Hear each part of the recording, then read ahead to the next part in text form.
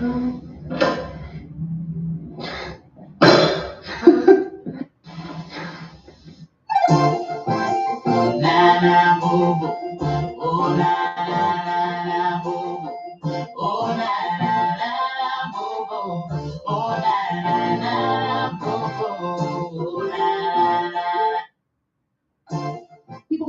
partnered with Snapple. Keep back from the platform edge or you may be sucked off. How close? Damn, Jay. Acting the fool. See what happened acting the fool. Now you got the old man. It's cool to smile. Now you got the old man. Hell for it. Now you're gonna want to laugh all of a sudden. Damn, Jay. Acting the fool. See what happened acting the fool. Now you got the old man. It's cool to smile.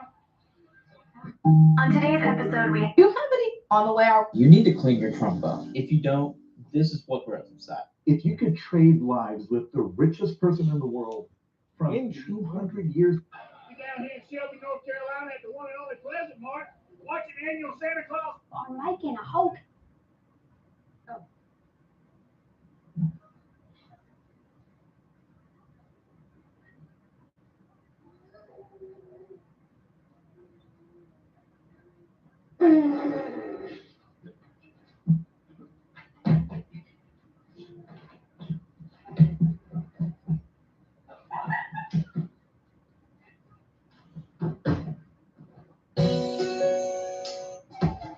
There's never been a time in your life other than The internet is stupid.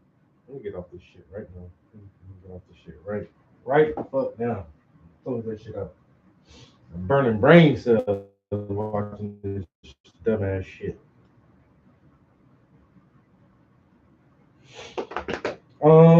So I did just download the picture that we need to paint on our cardboard. I was waiting for that to sync up over here. We're nice and synced. So yeah, we're gonna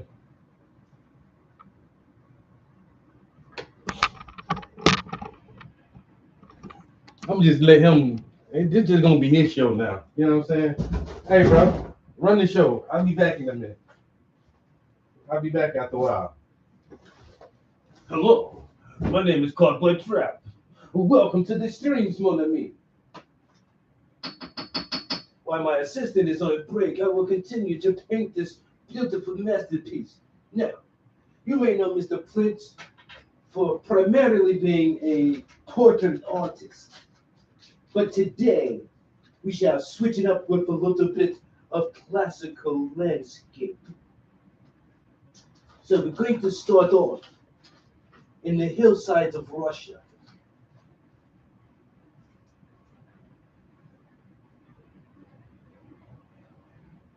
We're going to paint some trees and some bears.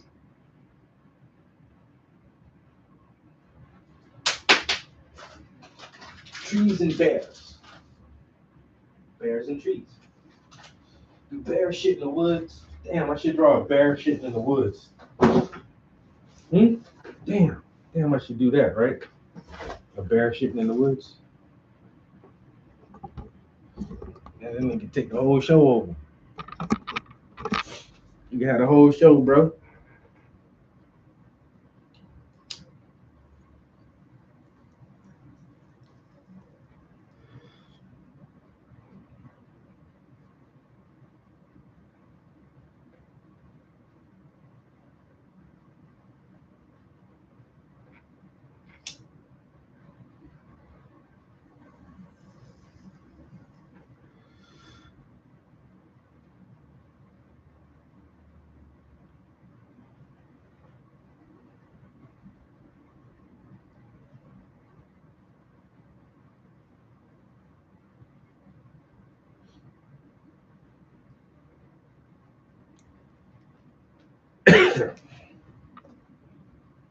It'll be a real abstract, but not that abstract, but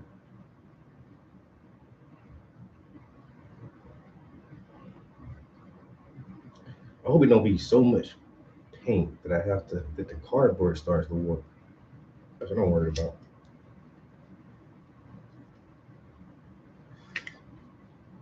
But if it works, oh well. It is what it is. It's already late. I'm gonna try to go to about 5 something. Let's get started on this thing. If we can. So, easy. Act right, Mr. Easy. If we were to paint this as a piece of cardboard, damn, it's easily broke a little bit.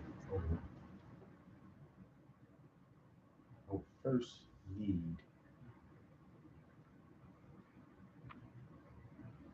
blues.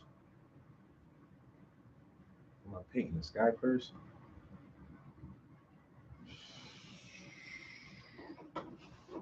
Let's see what we got going for ourselves. Sounds like a little moisture in there. Might be a little too dark for what I want, or maybe not. See, I'm scared to get started with any color and not have enough to finish. I ain't gonna lie, I ain't even about to shit myself and get started. I'm going to have to get paints.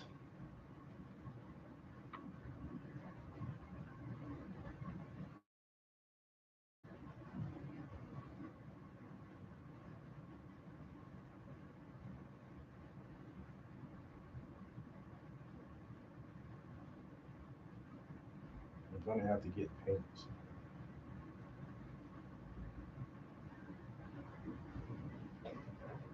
Oh, damn.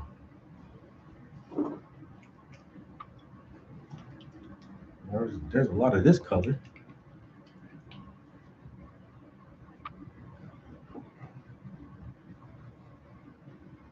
I don't know.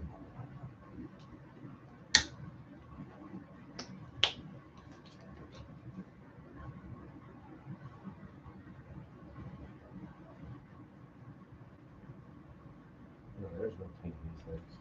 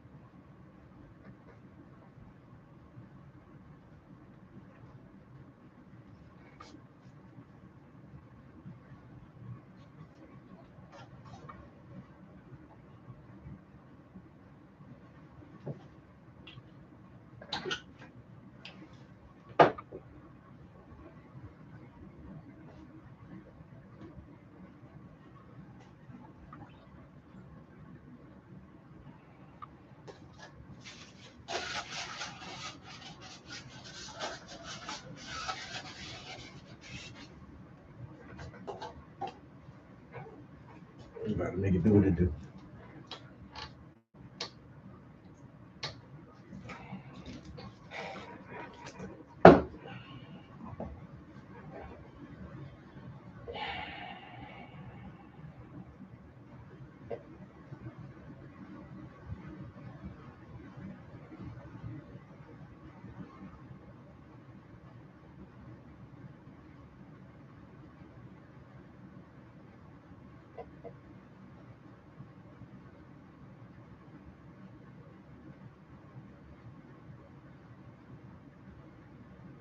I just want to see how you sent 52 emails before 9 a.m. Oh, I had them written before I even woke up. I use Fixo. So how do you even describe Call of Duty as a franchise in 2025? Right? The brand, it's so omnipresent and seemingly eternal. It's been on a yearly release schedule since, I believe, 2005's original Call of Duty 2. So that's like 20 non-stop years of answering the call. If you're at all plugged into the mainstream games industry and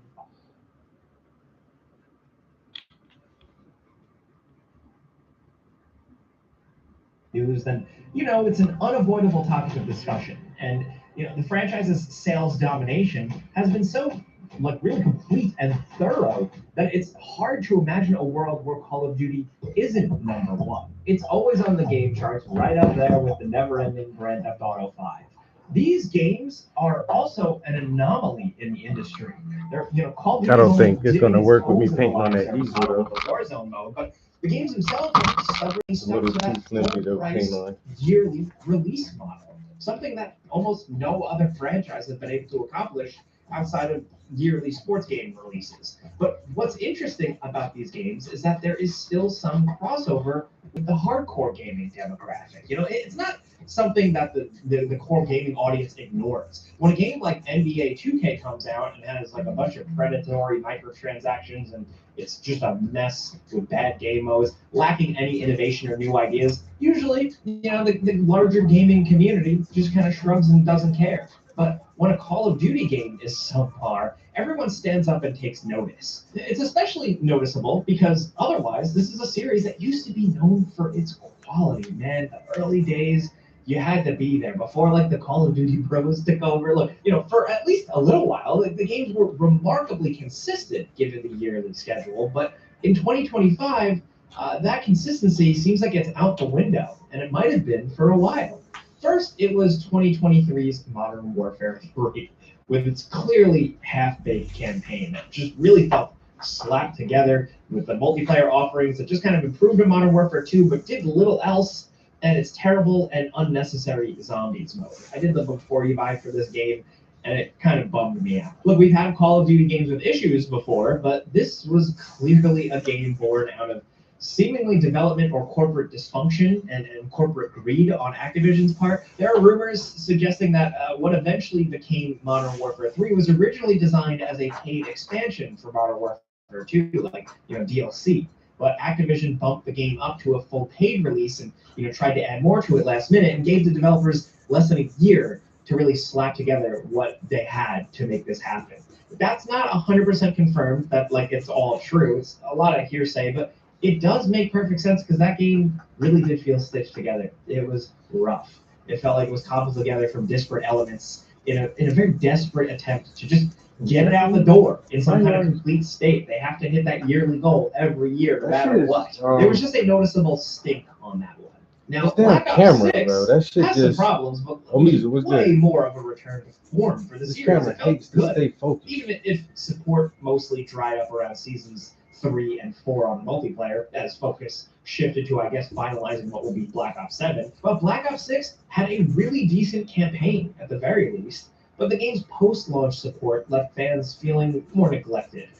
They were more focused on inserting as many crossovers and brand synergies as possible over actually making the game better. So the 1-2 punch of Modern Warfare 3 and the Black Ops multiplayer stuff made it so fan opinions on the series were already pretty low. And then Activision Blizzard got hit with the double whammy of an actually good Battlefield game releasing not too long ago with Battlefield 6, and something new and exciting with Arc Raiders. That's the environment that Call of Duty Black Ops 7 launched into, and if they had any hope of winning back fan support, then Are you the gonna game was focus going to camera? have to be Oh my more than God. just another number. It needed to be more. It needed to be better, and to actually address people's problems with how Black Ops 6 rolled out. It couldn't just be good enough with actual competition out there. This game couldn't just get by on goodwill anymore. So if you've been paying attention, Black Ops 7 launched on November 14th, and the reception hasn't really been great, at least in the hardcore crowd. If you just look at critical reviews, you might be led to believe that it's actually okay. The game's Metacritic is currently hovering around a respectable 83 from 18 review outlets, but the user scores and just looking at message boards and social media, it paints a very different picture. Now, at the time of us making this video, the Metacritic user score for the game is sitting at a score of 1.7 out of 10, which is even worse than 2023's Modern Warfare 3, which scored 0.5 higher at 2.3 out of 10. Is that an extreme number? Maybe to a point, but I still think it's worth noting. In terms of sales, there are also signs pointing to the game underperforming. It's early. We don't know yet for sure. This is Call of Duty, so it's inevitably still going to sell well, regardless of perceived quality. It's something we've seen time and time again. When everyone is hating on a game, but then it's revealed that it inexplicably broke all series sales records anyway. That's happened before. And honestly, there are so many people out there that don't read articles. They don't look at video game memes. They don't listen to people like us talking on the internet. They just see a new Call of Duty on the shelf, they buy them every year, and they go in. The Call of Duty train seems to just kind of roll on regardless of players like us complaining, but that might not actually be the case as much this time around. We're not saying that the game is set to be some kind of massive sales failure, because we're just not at that point yet. It's too early to call any of these numbers definitive. And you always have to take into account that the game is now a day one Game Pass game. So pure sales figures aren't the only metric this series is graded on anymore. So just take all these facts and figures we managed to dig up with a grain of salt. There's a lot of signs that Black Ops 7 may actually be underperforming for the series again, but we just don't have all the facts yet to make a definitive statement one way or another. Take, for example, the Steam concurrent players. This is one of those things that gets dismissed the quickest when it comes to these conversations. Like, I get it, but there is something interesting there. What we've seen is that Black Ops 7's all-time peak player count on Steam so far is 100,332, which sounds low for a massively popular series, but keep in mind that these games have never had a huge presence on Steam. What's telling is if you compare that number to the highest concurrent player counts of Black Ops 6, which got up to around 315,000. Which means that the amount of people playing this year is almost 2/3 less than last year on Steam. Both games were free on Game Pass at that point, so that didn't change anything. So it appears to be that player interest in the game may just be lower in general. On consoles, the situation appears more like what you'd expect. Black Ops 7 is the highest grossing game on the PlayStation Store, as you'd expect, of course, but if you check the Microsoft Store, then things get a little more interesting. If you sort by top paid games, then Black Ops 7 isn't the #1 selling game. It's not the second or the third or the fourth or even the 10th highest ranked game on the list. You actually have to scroll down to find it at number 12. And that's not even the core game. It's a Vault Edition upgrade. The actual game is all the way down at number 15. In some ways, this isn't entirely unexpected because the main game is available as part of Game Pass. So very few people are going to actually buy it on the Xbox consoles, but that's still much further down on the list than we expected, You know what games are at the top? Arc Raiders at number 1 and Battlefield 6 at number 2. Again, let me repeat, none of this means that Black Ops 7 is going to be a failure, and I don't think it's going to take one game to be like the end of Call of Duty as a franchise, but the dip could be significant enough that it'll maybe force Microsoft and Activision to reconsider the series' future and how they approach it. You have to keep in mind that this series now is a big part of the Xbox division's portfolio at this point. They bought Activision Blizzard for Call of Duty mostly. And it's a key part of their current shift in strategy by, fully committing to a multi-platform release strategy, Microsoft and Xbox spent $75.4 billion to acquire Activision. And what is Activision's most popular franchise? Again, Call of Duty. And they need the series to be successful, to justify the amount of cash they spent on it. So Call of Duty can't just become like a regular old series, like a stalwart that just moves along. It needs to continue to be the biggest game ever for years and years to come. And that's what makes Black Ops 7's current status so interesting. The game is being promoted as the biggest Call of Duty in history. The other day I was in Times Square and I saw giant billboards everywhere, more than usual for a Call of Duty. And to their credit, there is a lot of video game here in this package, but if anything, it's even more of a cut-up collection of resources than even Modern Warfare 3. The campaign is especially guilty of this, being made up of mostly slightly altered multiplayer maps in a lot of sections, and half the game taking place in the Avalon Warzone map that they've apparently been sitting on for years at this point. They tried doing this with the Modern Warfare 3 campaign, and it also sucked there too. And don't even get me started on them wasting the original and I think pretty good Black Ops lore on whatever is going on here. It's such a shame. The core multiplayer is better, and we said that before you buy. We found the multiplayer to be pretty decent, but that's only because they've reversed course so much. We basically reversed course back to like Black Ops. When you're creating a new look, get the premium look of Solidtech R floors. They feature gorgeous wood visuals with more unique plank designs, along with extreme color clarity for a matte natural finish. Solidtech R floors, always a beautiful choice.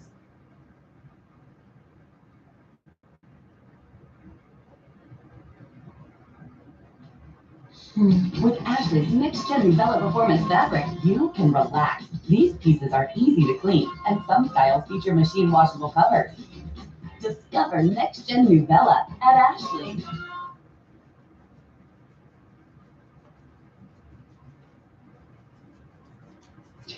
All innovation in the series has kind of bled out since Modern Warfare reboot, and it's like 2012 all over again, which isn't necessarily a bad thing, but it does suggest that the Call of Duty developers, they're trying to figure out, they don't really know like where to take the series now. All they can do is attempt to recreate these past glories. Sure, it's higher definition, insane graphics, all that, but everything else is worse. Part of that probably comes down to the bizarrely rushed development timeline. According to the developers themselves, Black Ops 6 and 7 were greenlit at the same time.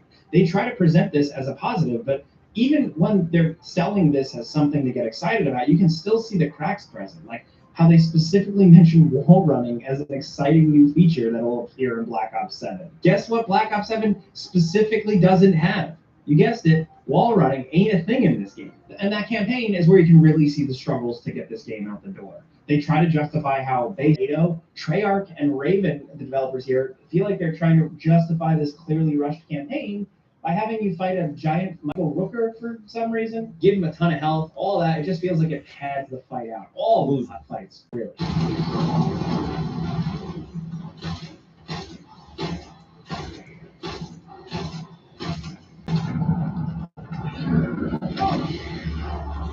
It all feels so like mercenary, just like relentlessly done and hollow, just like all the awful AI art that they used in the multiplayer stuff. It's especially bizarre because of how unnecessary it is. It's all just used for challenges and banners and player cards and stuff that they could easily just not exist. There's no reason for this stuff to be here, but its existence just makes the game look cheap. A Call of Duty game shouldn't look cheap. And I think what adds insult to injury is like having to play through the campaign to get through access to, admittedly, a pretty fun endgame mode.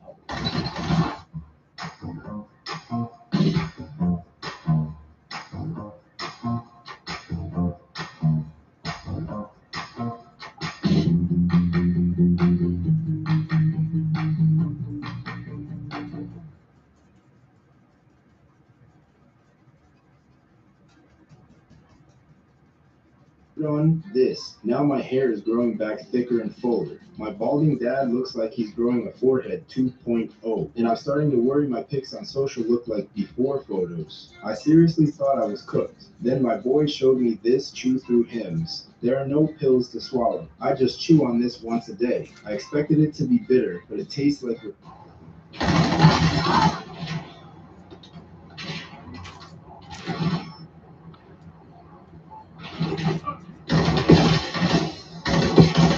Look, the core fan base, a lot of them have been frustrated with the state of the series for the past few years now, and it seems like those negative feelings are finally starting to seep into the mainstream a little bit. That's why we're seeing user reviews that are that bad. It's not because the entire game is just that terrible. It's not utterly unplayable. In total, it might actually be maybe a better package overall than Modern Warfare 3 for sure, but the negativity surrounding the game makes players just far less charitable toward it than usual, and I think that's a big thing. That's what's changing more so than the games themselves. The actual quality of the series is still pretty variable, but people are getting less and less willing to put up with the same old problems and dump full price yearly into it. Because for as many things as Black Ops 7, like credit where credit's due, it does improve like the overall slower speed in multiplayer. That's the advantage. Now we have to keep it. The improvements made to zombie mode this year, it introduces new problems, like that boring, terrible campaign. The always online single player, which players mostly gave a pass through last year, is a major point of contention this time. There's the lack of AI partners when playing solo, the weird homogenized warzonification of all game modes outside of the standard multiplayer, the overall lack of innovation or new features other than the post-game mode that, again, is kind of decent but still feels cheap the way they put it in. It's a game with problems, but if the conversation around the series were in a more positive place, I think it would get more of a pass or more constructive conversation around it. But again, in 2025, with two major competitors out there kind of offering different flavors for different types of shooter players, and I think there was just some general disinterest by the fan base to returning to the near future setting of Black Ops 2 directly after getting another game in that same sub-series just a year earlier, means that people are not going to just accept what they're given this time around. So if you're looking at this video and the title, you want to know why Black Ops 7 is so mediocre or what went wrong with Black Ops 7, well, I think a lot of it comes down to the yearly release schedule. It is definitely a strain on development. They are cramming so many studios together, bashing them together to make these things every single year. There's fatigue on the game maker side, and there's got to be fatigue on the player side as well. So what can we really take away from all this? Not much, really. I mean, Call of Duty will probably still be among the best-selling games of the year, like I said at the start. They'll probably continue to pump out these games after a year, and who knows? Maybe the next one will be better. We would love to see that. A real good return to form, or maybe going back to the drawing board and coming out with something that really excites players, keeps them on their toes. Maybe the next one will be better. I don't know. Look, this is the world we've been living in for like 2 decades at this point. And it's possible, though unlikely, that we're finally starting to see a shift in perception of the series. Nothing lasts forever. Not even Call of Duty. And while it's probably not going away anytime soon, as of right now, it feels like, the best years are behind us. For us, all that matters is if we're getting good games. At the end of the day, all this discourse and speculation and sales numbers doesn't matter, as long as we're just getting good, fun games. And it would be nice to play an actually good Call of Duty campaign at least twice in a row. And multiplayer that really gets its hooks in you for the long term. I know Warzone is still working out for people, but yeah. The series for a while remained consistently solid, but the past 5+ years have really been all over the place, with some of the best and too many of the worst campaigns in series history all kind of coming out back to back. Look, it really feels like the Call of Duty series might be in crisis, and they don't know what they're doing for the future. I don't know how they're going to keep people engaged. It's something that they need to figure out, because as of right now, just looking at the conversation and looking at some of the numbers, there are definitely some questions. But that's an additional opinion on Call of Duty as a franchise and Black Ops 7. There's been a lot of conversation out there around it. Maybe you think it's all overblown. Maybe you're enjoying Black Ops 7. Well, let us know in the comments. Maybe you hate it even more than we do.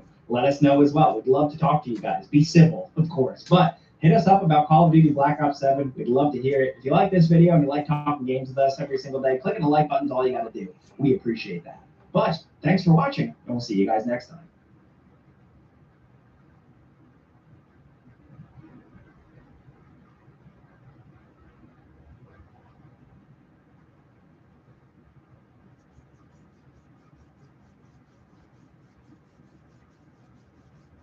My favorite tuning plugin for vocals, here's why. If you're so in love, then why? Reason number 1, I can record myself or artists with ultra low latency, which is a complete game changer. We're able to actually hear our tuned vocal as we record. I'm not a great singer, but I'll give you an example. If you're so in love, then why? And then reason number 2, I also love how simple it is to use this plugin. I simply just select what key I want and then select how much tuning I want. So if I wanted really fast tuning, which would be good for like that T-Pain sound or like that pop vocal hook sound. If you're so in love, then why? Or I could have a little bit slower tuning, which would make the vocal sound a lot more organic while still keeping you in key and have more of a transparent sound. If you're so in love, then why? And the last reason, although this is an industry standard, Oh it's my still God, a why fraction is of it the so cost long? compared to other tuning.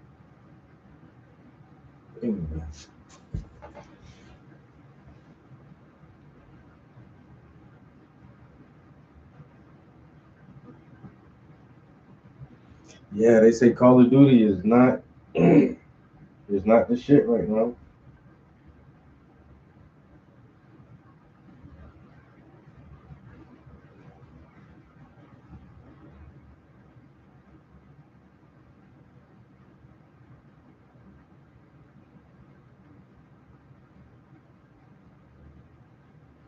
Google did it again. Hot off the heels of their Gemini 3 launch, they hit us with a new release that caught everyone off guard.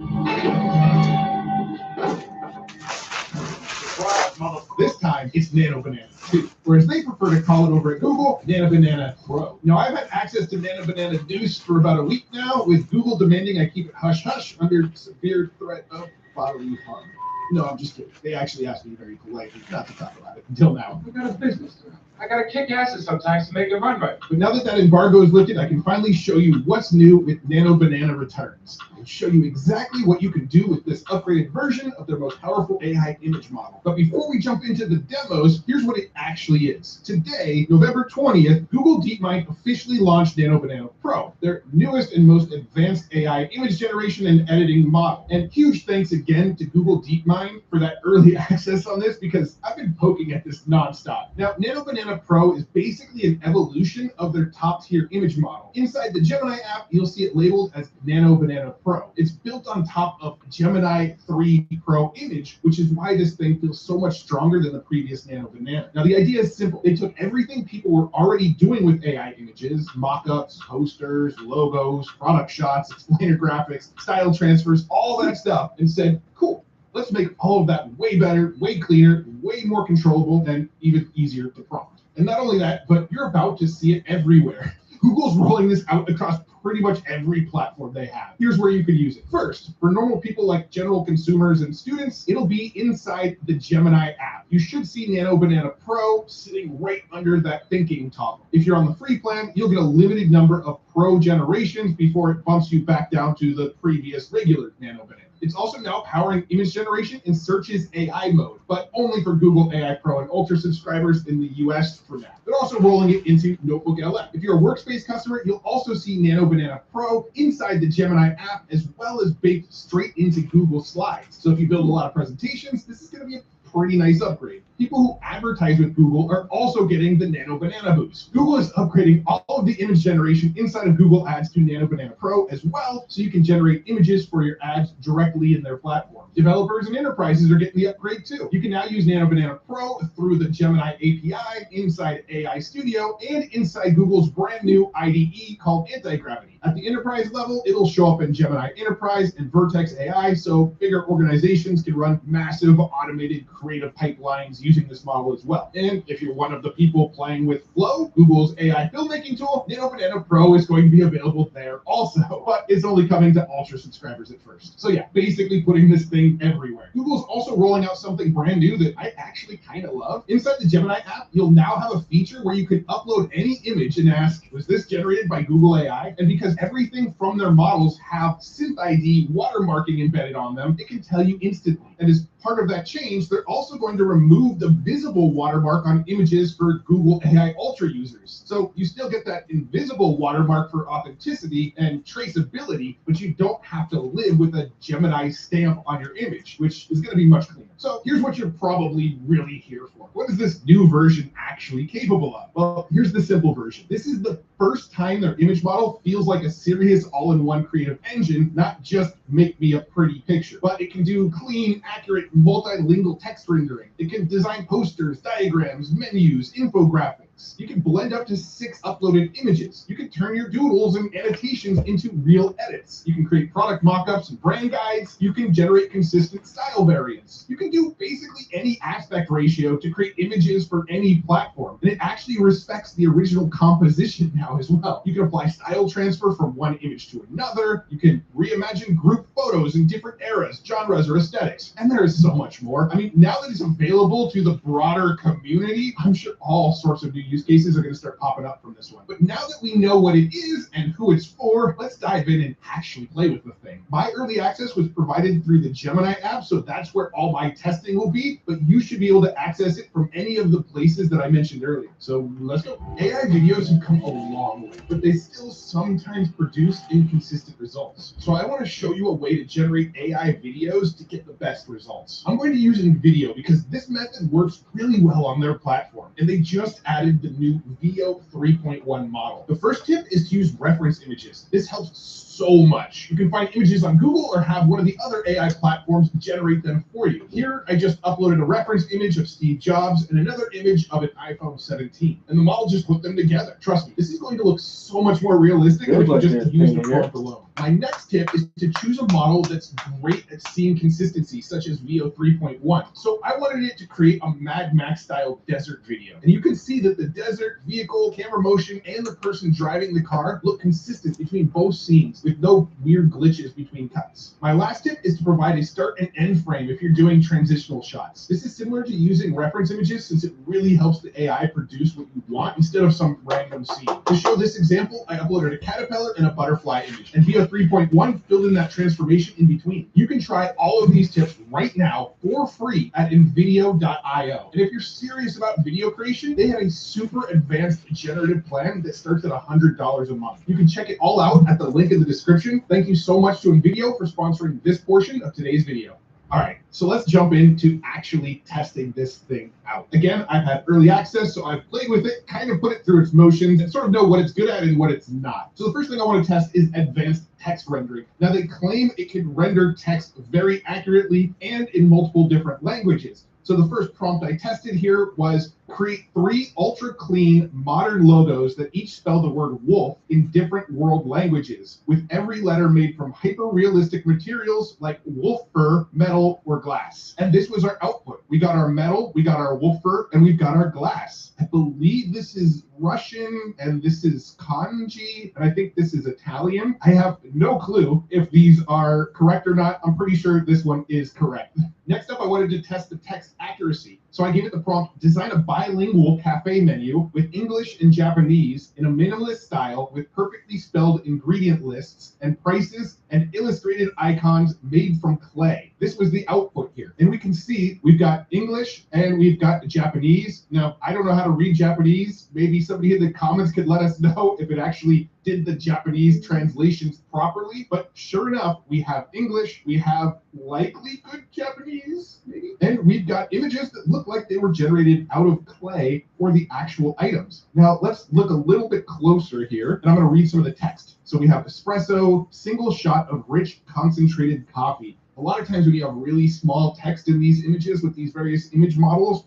it doesn't actually read well. It's usually just gibberish. But on this, even the teeny tiny text below that describes the ingredients of this is all very coherent. Cafe latte, espresso with steamed milk and light layer of foam. Sencha green tea, traditional steamed Japanese green tea with a fresh grassy flavor. I mean, I don't see any issues with the English text, at least. I mean, that's pretty excellent. This is like an infographic maker right here. Like, this is pretty good. Now, when I was talking to the people over at Google, one of the things they told me it was really good at was if you give it an image and then ask it to annotate the image with like facts about the image, it can do that pretty well. So I fed it this image of Petco Park, where the San Diego Padres play, and I gave it the prompt, turn this picture into a detailed educational poster explaining the history, geology, and fun facts about this exact location. And this was our output here. Petco Park in downtown San Diego, history, geology, and fun facts.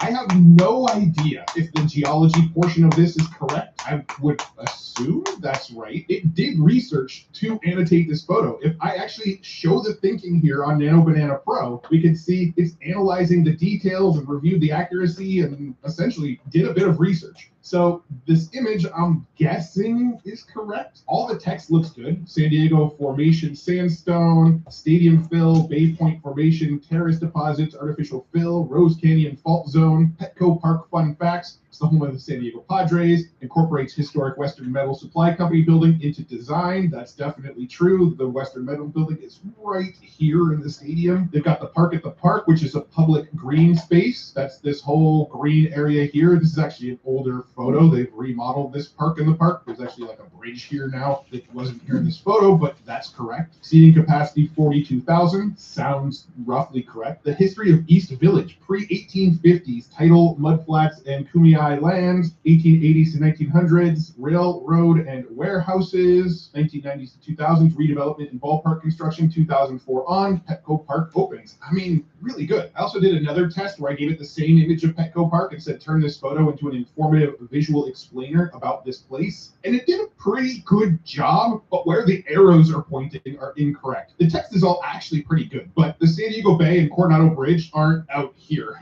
This is looking like northeast of Petco Park, and the bay is like, would be down here. If you see where my mouse is moving, it would be like this side. If you've ever been to San Diego, you got Petco Park here, you got the convention center running right along here, and then the bay is on the other side over here. So San Diego Bay and Coronado Bridge, it's literally the opposite direction. This one here looks good. Western Metal and Supply Co. building, historic landmark. It's pointing right here, but that's not where the building is. The building is on the opposite side over here where my mouse is. And then Coaster and Amtrak Railways. It's actually pointing at a parking lot right here, but you can actually see the train track going right along here. So the text is sort of over the train track, but the arrow is pointing to the wrong place. And then the Gaslamp Quarter, I'll give that one to him. This is the Gaslamp Quarter right here. This is sort of the main drag, this streak here. So that one's pretty accurate. But a really cool way to make simple infographics out of images you already have. You can also doodle and modify photos directly inside of Gemini. So I uploaded an image here, and if I click on this image, you can see we've got some colored dots down here that actually let me doodle on this image. If you're wondering, you can see me right there. I was there. One little bit of feedback for Google is it would be nice if there was a way to clear drawings. So I just drew that arrow. I don't see a way to undo my arrow. Wait.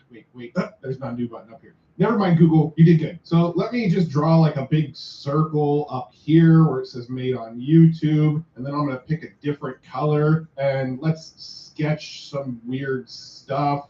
Like, I don't know, I'll just make some random sketches over here and let me pick a different color and do this kind of thing and then go like this. I'm just making some random doodles and I'll click done. And then I'll give it the prompt, replace the circled area with something that fits naturally in the scene, but based on my doodle shapes. Interpret the sketch creatively. Let's see what it does here. I mean, it's not really what I expected, but I also did just kind of give it some scribbles. Let me try something else. I'll give it the same image again, click on our image, and this time, let's draw like a big giant in the background. I really suck at sketching with a mouse, as you can probably see, but let's go ahead and give it some eyes and some noses and some mouths. And then, some spiky green hair and, something like this with some hands, just like that. Perfect. Another hand like that. And then I'll say giant person like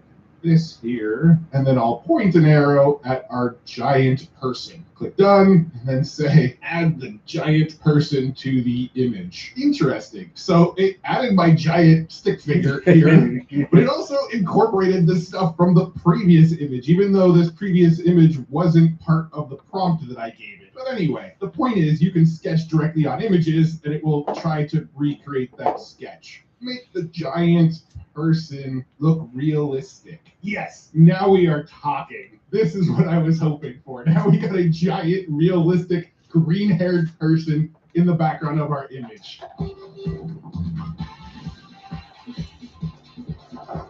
What time are we at? Damn, it's already after 5. All right, let's see if we can do something real quick, though.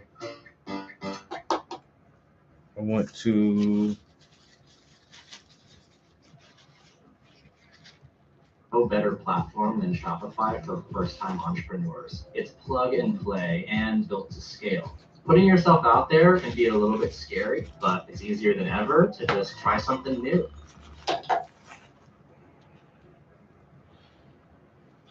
All right, so I don't have brown.